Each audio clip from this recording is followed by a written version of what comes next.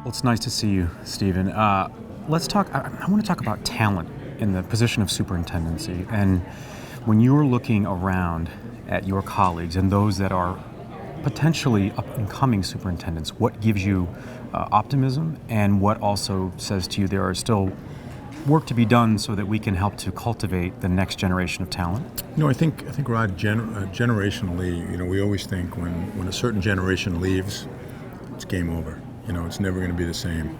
And I think some of us hold on a little bit longer sometimes because we're just not quite sure what that legacy is going to be.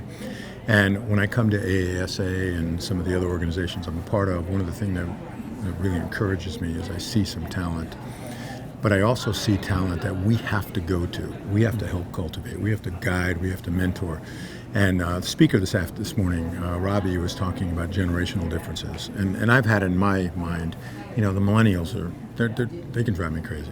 But I'm not going to let that bother me anymore, because what I heard today is that that generation, while they're approaching work differently, they share the same values that we share.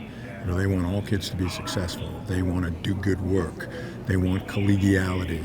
Well, that's what we wanted back when we started. And I always remember there were an awful lot of old veterans that tapped me on the shoulder and helped me and guided me. And I know I speak for virtually every superintendent that's in the twilight of their career, where that's what we're doing. That's what we have to continue to do. And so I'm involved with the AASA as a mentor for the Urban Superintendents Academy. I know others that are doing the same thing too, but we just want to help and people be successful. But I'm really encouraged, because as I've interacted socially and even in meetings with this new group, they're talented people, they're smart people, and they're passionate about what we're passionate about. Now, Steve, change is never easy for people.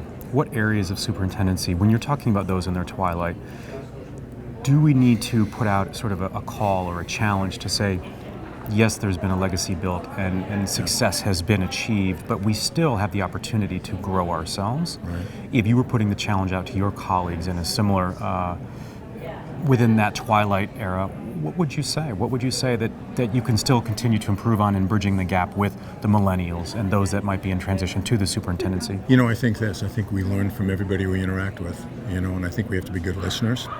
And, it goes back to Stephen Covey, early on, years ago, seek first to understand. And I can do a better job of that. And I know, I think every superintendent can do a better job of that. I wish the job wasn't so intense, because I think that scares a lot of people away. And there's a lot of boomers going to be retiring.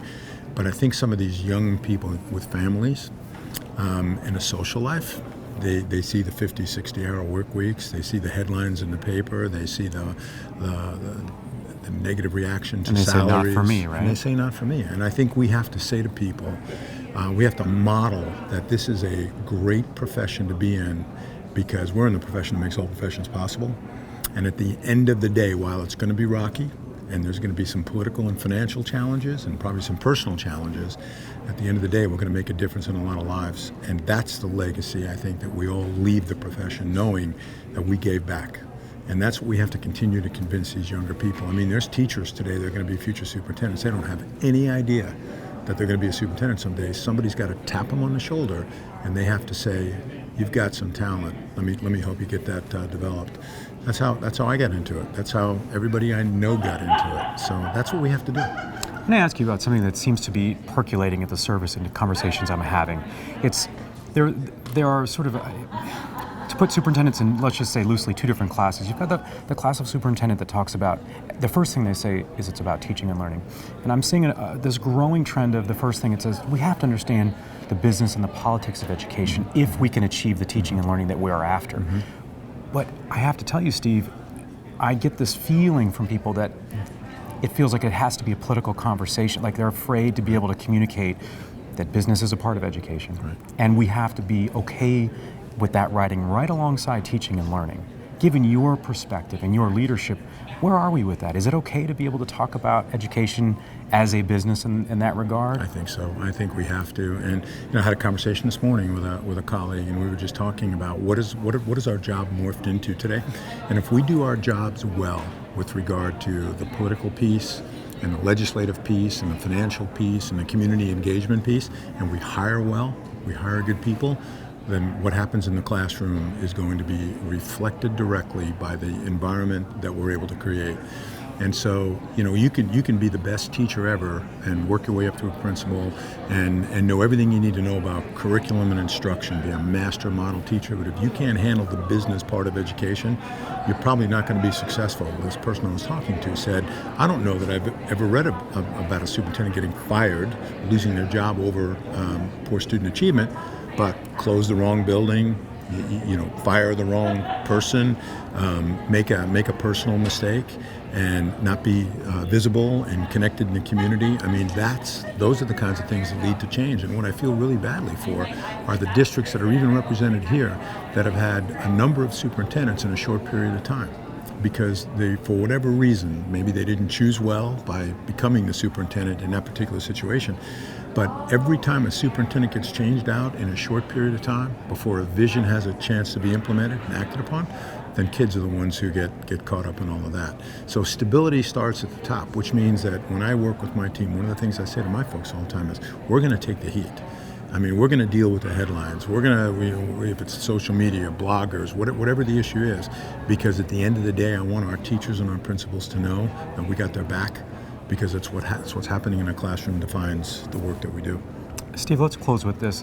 How do we reconcile that equity is being used as a term, as a objective right now for leadership around the country from superintendents, yet there's a real lack of diversity in superintendents around the U.S. How can we build up so that we're more representative of the communities around America without disparaging those that are currently in seats, right? That is just a more progressive look at how to inspire and provide a window of opportunity for those minorities that may previously have never thought about going into educational leadership. We have to bring them in, Rod. That's what you're describing is a microcosm of society as a whole. In Lincoln, Nebraska, we're 30% students of color, we're 5% staff of color. How do we go from 5 to 10? We've got to go identify those people. We've got to get them into training programs. We might have to find financial resources to help them. We have to do the same thing at the superintendent level. And I'm very encouraged by I'm part of, and I think I heard Dan Dominich, who's the executive director of AASA, mention this on stage yesterday. I'm part of the Urban Superintendents Mentoring Academy. And I can tell you that more than 50%, probably 70%, represent diversity.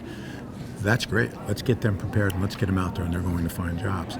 But again, I don't know that we've done a very good job of inviting people into the profession. It's one of those things where we have to change that aspect. You have to actively ask them, invite them. Ask them. And then when they come, we have to be gracious and inviting in terms of them doing the things that we're doing, as opposed to being a mutually exclusive, all-white group of superintendents that we've been friends for 30 years, and we don't have any time for. And new the perception that it's relationships. the old boys network in that regard, right? I mean, Right. that's fighting some of that narrative. And because of your willingness to have these conversations, which I know I personally appreciate, and I have no doubt the audience does. I've had conversations as well with minority superintendents who've also said, a challenge is that often we're only brought in to very challenging district opportunities, almost setting them up for failure in that regard. And so it's having those real conversations to say, okay, if we're really going to grow and progress and invite in new talent, we have to also be aware of the environments we're putting them in. Isn't that part of this step as well? Absolutely. So it's inviting them into the discussion and then finding environments of success or potential success. One of the things, I do some recruiting for some urban searchers, and one of the things I always say to a candidate and to my friends and colleagues that are established, know when to come, know when to go. The truth of the matter is, if politics is represented by boards of education, you have to know that the people that you're working with are supporting the work that you're doing. And when you lose that support, then a change is in the offing. And so I think a lot of times superintendents, they say, well, I grew up in an urban area. I'm talking about diversity now. So I grew up in an urban area. I really think I understand urban education, but when they get in there, what they don't know is the business, and as we said before, and the politics of education. So we have to train them for that. With this academy mentoring, we do some simulations that I think are very, very powerful. Now, nothing replaces the real thing, but we try to get these young, talented individuals to really understand that, that your best day is the day they hire you, and then it can go downhill from there. And quickly, right? Depending upon the quickly, systems yeah. and support you have. Well, keep up the great work. We hope you, that you Rod. are not in your twilight, Steve. You are a guiding light for superintendents currently and those Thank that you. we hope to bring on board. Appreciate it, Thank Rod. you.